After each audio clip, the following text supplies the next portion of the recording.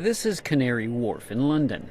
Between closed-circuit TV cameras and cell phones, there's a treasure trove of information flowing around that city planners would love to get their hands on. Fabio Duarte from the Massachusetts Institute of Technology can see why, but he also recognizes the privacy concerns. So who is collecting this data and what this data is used for? This is a very important question, but on the other hand, we from our university, what we can do is to make sense of this data and to see which benefits we can have from this data and bring these achievements back to the city. But Duarte thinks we're entering an era when big data isn't just coming from people.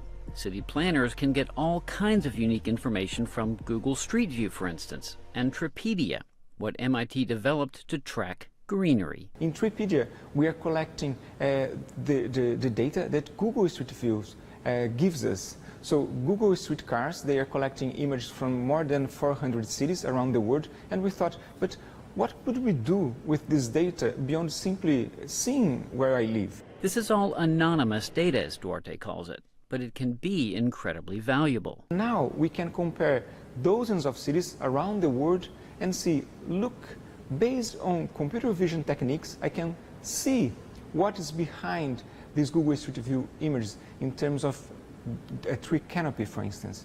And then we can not only compare cities, but also inform urban planners to see, this area of the cities require more trees, or that area is underprivileged in terms of tree canopy. And as our world becomes increasingly wired, Duarte expects the amount of data coming from anonymous sources will increase exponentially, which should ease privacy concerns. Very soon, it's not people talking to people that we'll be tracking, but things talking to things. This is what we call the Internet of Things. So street lights talking to cars, to traffic lights, and to sidewalks, and then this data is anonymous. And this is the data that will actually make our cities better. The information could help mitigate problems like people jams at subway stations and usher in a golden age of city planning. Kevin Enochs, VOA News.